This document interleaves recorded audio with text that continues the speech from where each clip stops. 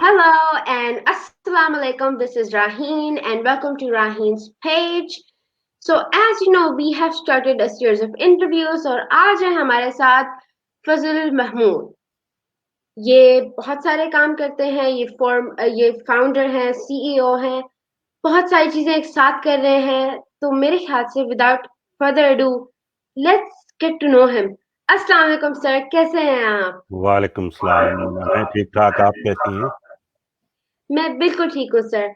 Can you please introduce yourself for the people who don't know you in the audience? Sure. अस्सलाम वालेकुम नाजरीन, मेरा नाम doctor फजल महमूद है। मेरा ताल्लुक सूबा सिंध के एक छोटे से शहर मीरपुर खास से है, जहाँ मैं पैदा हुआ। उसके बाद मेडिकल की तालीम मैंने लियाकत मेडिकल यूनिवर्सिटी से की।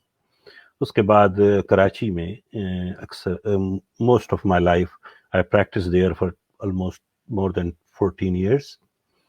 उसके बाद 1994 से मैं यूनाइटेड स्टेट्स ऑफ अमेरिका में मुकीम हूँ और यहाँ पर मैंने यहाँ से अमेरिकन यूनिवर्सिटी से MBA किया और मैंने फिर अपना नाता बिजनेस से जोड़ लिया। तो आजकल मैं अपनी एक कंपनी है डॉक्टर फास्ट कंसल्टिंग ग्रुप, जिसे मैं चला रहा हूँ एज ए CEO, और मेरा ताल्लुक जॉन मैक्सवेल ग्रुप से है, जिसका मैं एग्जीक्यूटिव डायरेक्टर हूँ। और इसके अलावा मैं सर्टिफाइड ट्रेनर, कोच और इंटरनेशनल स्पीकर हूँ और इस तरह से आजकल मैं काम कर रहा हूँ। तो thank you for having me on your show. It's so good to know you and it's all our pleasure कि we have you here और आज आप हमें बताएंगे कि आपने ये सब कुछ कैसे अचीव किया. तो जैसे कि आपको पता है कि मैं एक बच्ची हूँ और मेरा ये मानना है कि एक बंदे का जैसा भी बचपन हो वो उनके एडल्ट लाइफ को बहुत अफेक्ट करता है. उनके जो एडल्ट लाइफ में जो उनका सक्सेस होता है वो बहुत अफेक्ट करता है. So how was your childhood? I believe in Mirpur Khas. Okay, I born in मेरा जो फैमिली थी वो बड़ी मिडिल क्लास फैमिली से ताल्लुक़ है मेरा। हम 8 भाई बहन थे और मेरे वालदैन दोनों तरफ से, माँ और बाप की तरफ से, वो कभी स्कूल उन्होंने अटेंड नहीं किया था। तो यही उनकी सबसे बड़ी कमी थी उनके मुताबिक। हालांकि मैं उन्हें PhD कहता हूँ 8 बच्चों को पालने में। तो हम उस माहौल में पले। माली तौर पे कोई मुश्किलात नहीं थी, अल्लाह का बड़ा एहसान था। हम अपर मिडिल क्लास में थे, लेकिन 8 भाई बहनों में मेरा नंबर दूसरा था। तो हमेशा मसला ये होता है कि जब आप बड़े होते हैं बाकी तमाम से, तो आप पे जिम्मेदारियां भी ज़्यादा हो जाती हैं। एज ए स्टूडेंट मैं बड़ा आउटस्टैंडिंग स्टूडेंट कह सकता हूँ, क्योंकि मैं ज़िंदगी में पूरे स्कूल के दौर में कभी सेकंड नहीं आया। तो हमेशा से फर्स्ट पोजीशन में मैं पास करता रहा और बल्कि प्राइमरी स्कूल में मुझे 2 बार डबल प्रमोट किया गया। तो इस तरह से मैंने 11 साल की जो मैट्रिक होती है वो तकरीबन 8.5 साल में कर ली थी। तो वो इसकी वजह यही थी कि मैं बड़ा कोई एथलेटिक पर्सनैलिटी नहीं थी, तो मुझे खेलना वेलना नहीं आता था। तो मुझे अक्सर स्कूल की टीमों से बाहर निकाल दिया जाता था। तो मैं उसे अपनी कमज़ोरी नहीं समझता हूँ, बल्कि उसका फ़ायदा मैंने उठाया और मुझे उन दिनों पढ़ने लिखने का बहुत ज़्यादा शौक़ हो गया। चूँकि मेरे को कहीं शाम में ग्राउंड में खेलने नहीं दिया जाता था, तो मैं बैठकर पढ़ने लगता था। तो किताबें पढ़ना मेरा शौक़ हो गया। और वहाँ पर शहर में 2 लाइब्रेरियाँ थीं। मेरा ख़्याल है कि वो दोनों लाइब्रेरियन मुझसे परेशान रहते थे कि इतना सा बच्चा रोज़ आ जाता है और कहता है अंकल ये किताब उतार दें, वो किताब उतार दें। तो अब तक मुझे वो बातें याद आती हैं। बड़े खूबसूरत बचपन था। उसके बाद मेडिकल कॉलेज में इंटरमीडिएट भी मीरपुर खास से किया। फिर लियाकत मेडिकल यूनिवर्सिटी के हॉस्टलों में गुजारा वक्त, वो जो कि हैदराबाद और जामशोरों में है। और उसके बाद फिर वहीं हाउस जॉब किया। फिर कुछ अरसे के लिए मीरपुर खास वापस गया, जहाँ अपनी क्लिनिक की प्रैक्टिस की।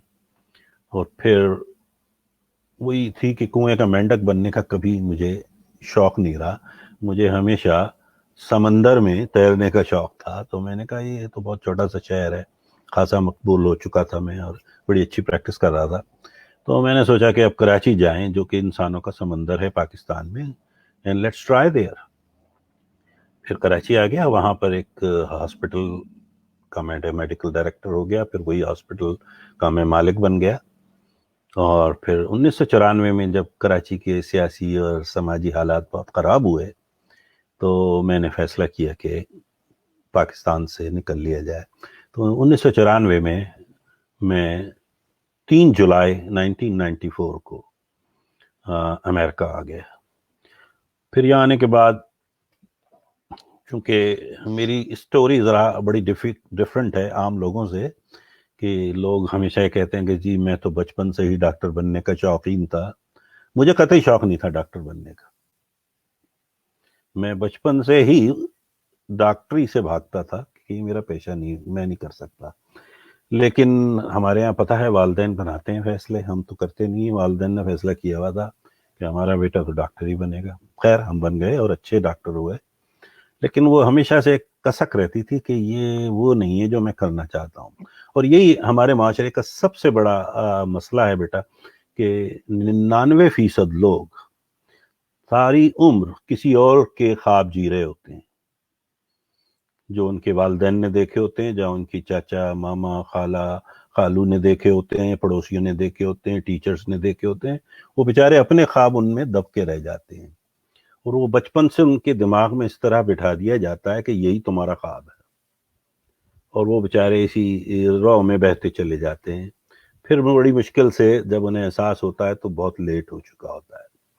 اور بالخصوص پاکستانی معاشرے میں اور سب کانٹیننٹ میں, ساؤتھ ایشیا میں, اگر آپ نے ایک تعلیم حاصل کر لی, مثلا آپ نے میڈیکل کی ڈگری لے لی, تو اب آپ اور کچھ نہیں کر سکتے, صرف ڈاکٹری ہی کریں گے, ورنہ لوگ سب مذاق اڑانا شروع کر دیں گے یا آپ پر انگلی اٹھائیں گے کہ کیسا پاگل آدمی ہے یار, میڈیکل کر کے اب آپ جو ہے جناب بزنس کر رہے ہیں.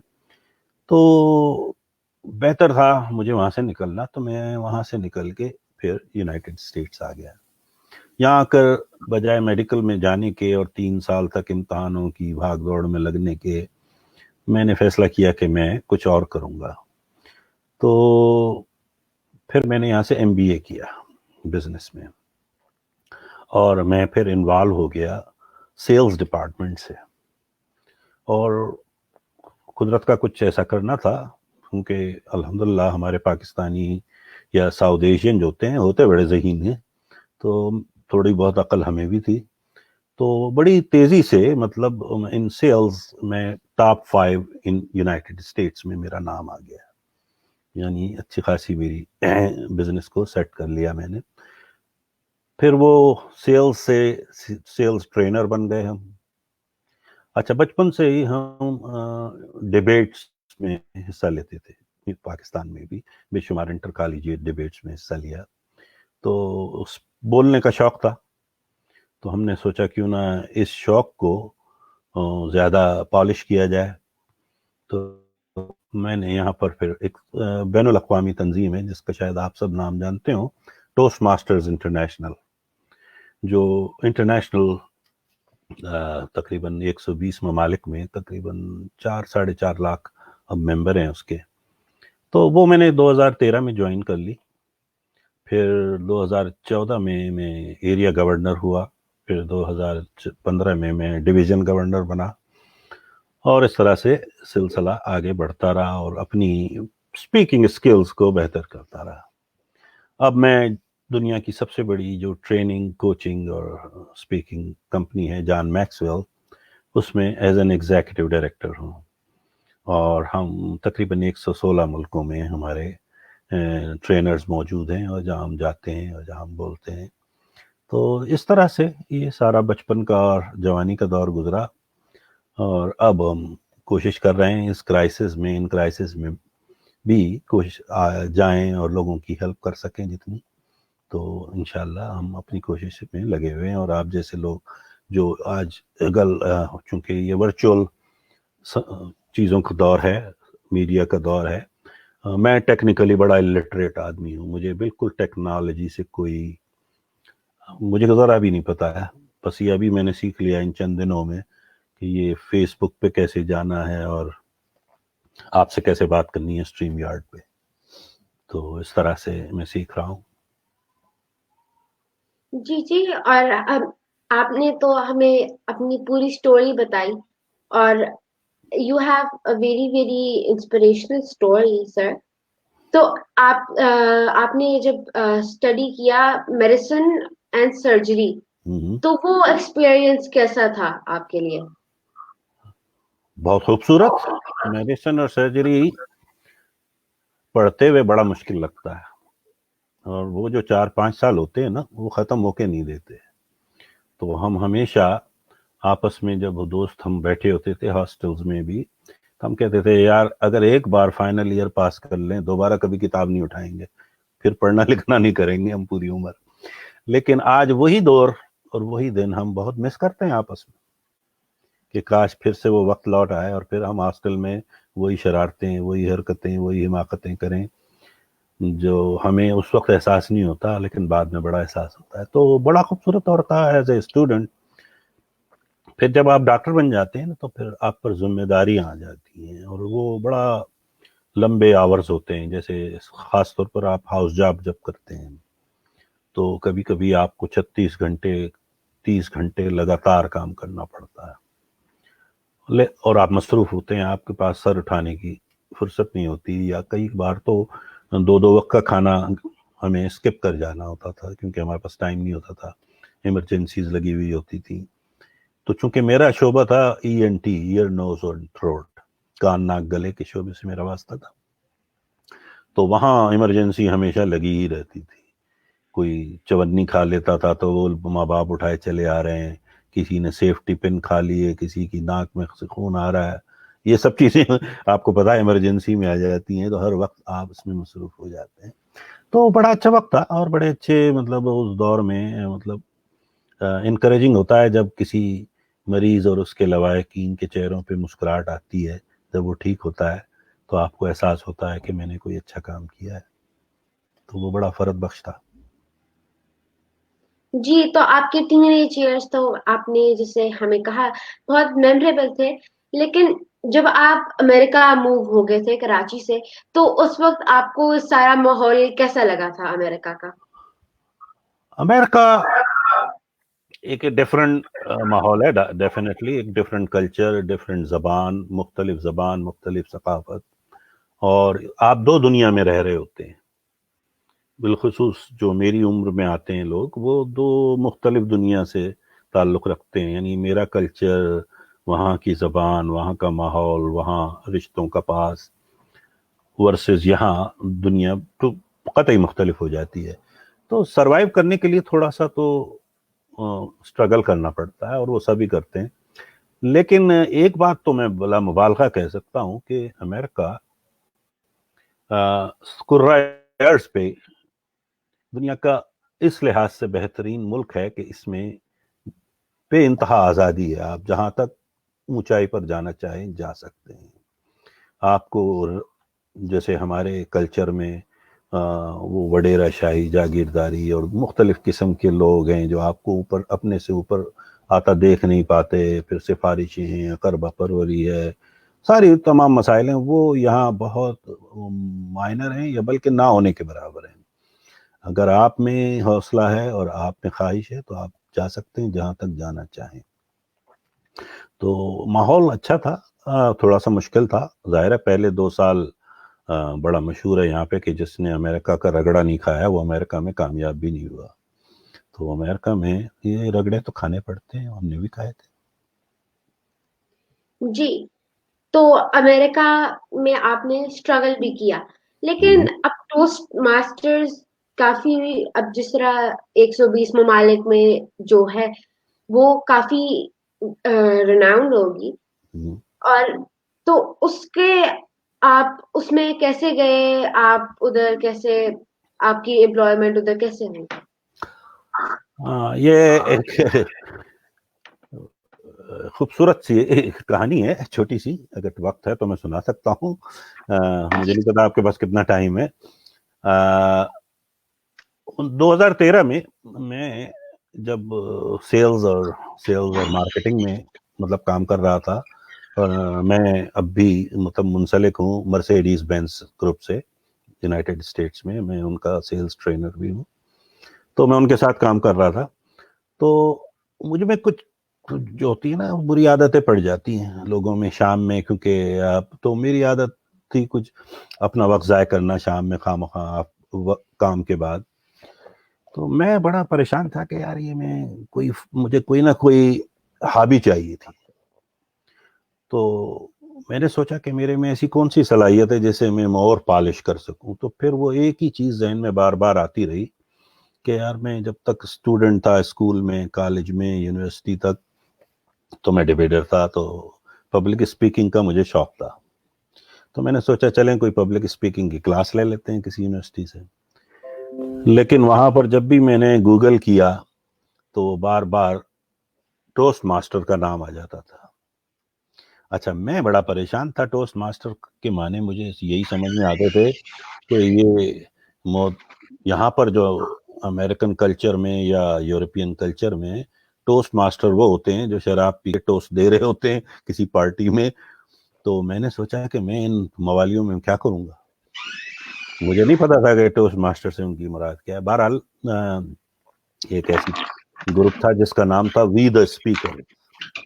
تو مجھے وہ بڑا اٹریکٹیو لگا. میں نے وہاں پر ای میل کی کہ I would like to be part of your group, what are my requirements do you need. تو انہوں نے کہا یہ ٹوسٹ ماسٹرز کا گروپ ہے، آپ 7:30 بجے بدھ کی شام آ جائیے. اور پھر جب میں وہاں گیا تو آئی فال ان لو ود دوز پیپل. یعنی اتنے پڑھے لکھے اور اتنے ہائیسٹ سیلف اسٹیم لوگ میں نے پہلے نہیں دیکھے تھے ایک جگہ. تو بس پھر وہ اس کے بعد وہ شوق کا شوق تھا اور شغل کا شغل ہوتا رہا. پھر انہوں نے میں کلب کا وائس پریزیڈنٹ بن گیا. پھر دوسرے ہی سال مجھے ایریا گورنر بنا دیا گیا.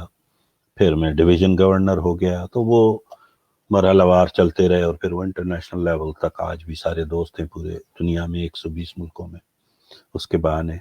تو وہ بڑا اچھا تجربہ تھا. اور میں سمجھتا ہوں کہ آپ جیسے خاص طور پہ جیسا کہ آپ کا یہ شوق ہے، آپ جیسی تمام ینگ جنریشن کو ٹوسٹ ماسٹر ہونا چاہیے جہاں پر آپ اپنے آپ کو ریفائن کر سکتے ہیں ایز اے اسپیکر.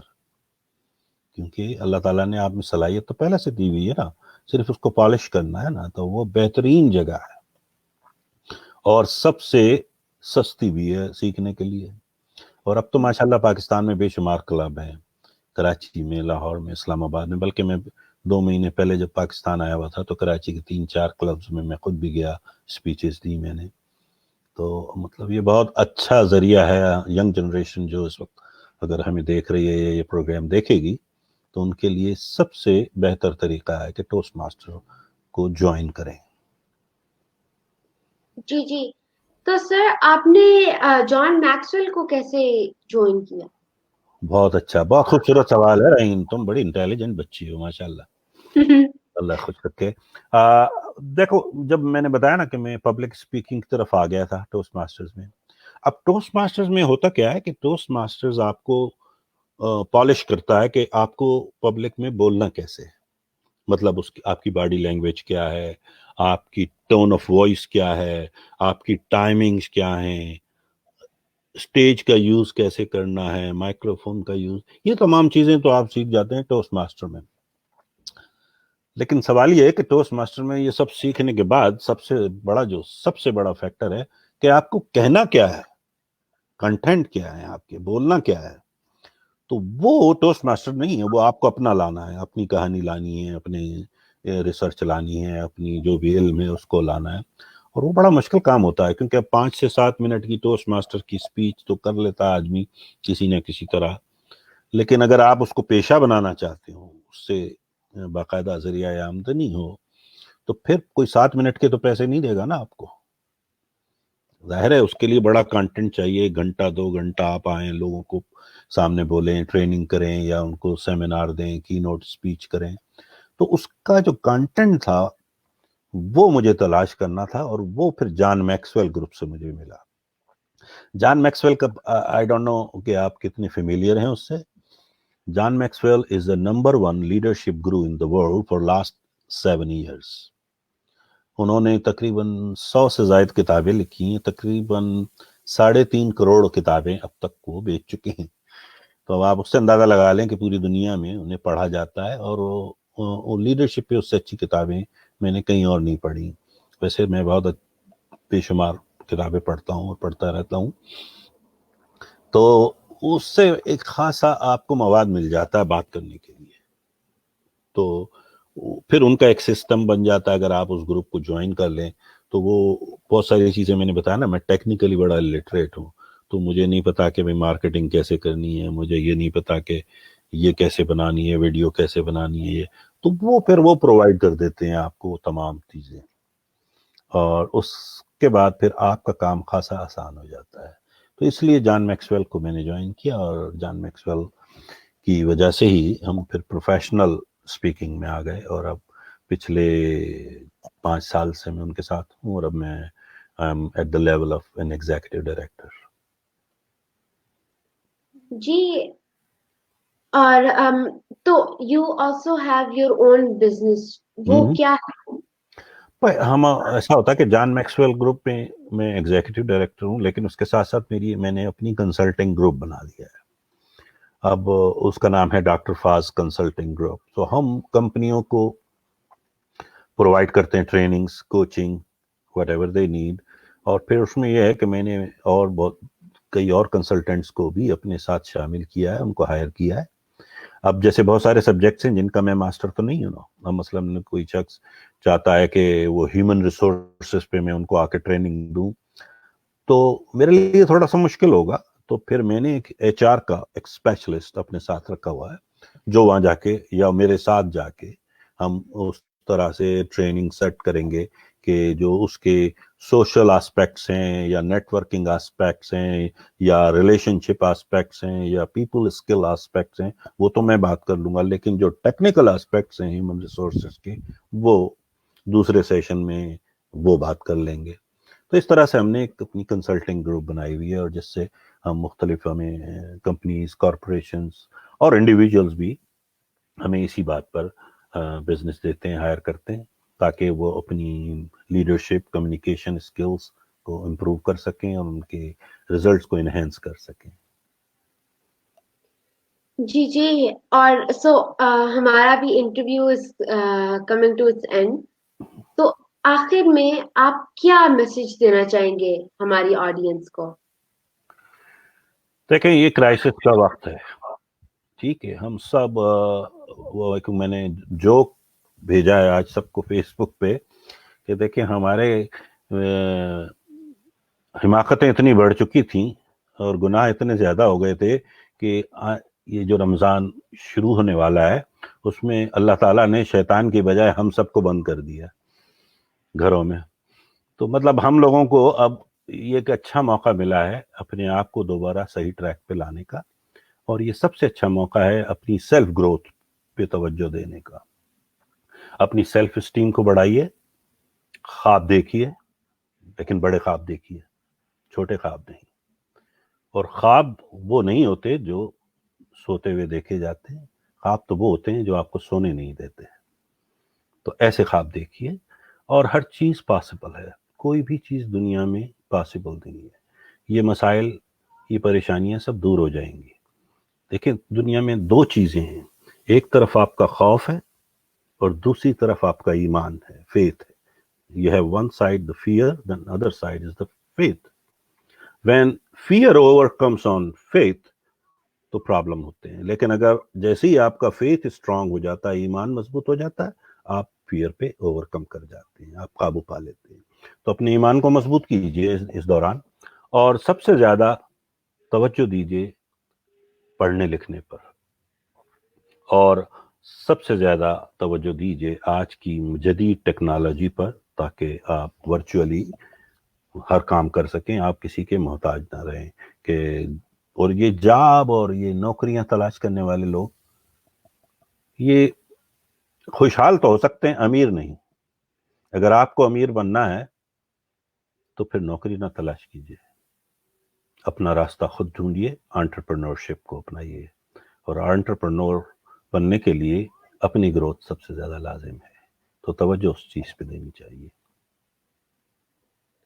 بہت بہت شکریہ کہ آپ یہاں پہ آئے، آپ نے ہمیں اپنے بارے میں بتایا، آپ نے ہمیں ٹوسٹ ماسٹرز کے بارے میں بتایا، اور آپ نے اتنا اتنا خوبصورت ہماری آڈینس کو ایک میسج دیا. اور انشاءاللہ ہم دوبارہ آئیں گے اور آپ لوگوں کے لیے ایک نیا بندہ تلاش کر کے لائیں گے جو کہ آپ کو اپنی زندگی کے بارے میں بتائے گا، وہ کیا کرتا ہے، وہ کیوں کرتا ہے اور وہ کیسے کرتا ہے، یہ سب کچھ بتائے گا. تو شکریہ دیکھنے کے لیے اور اللہ حافظ. اللہ حافظ. Thank you.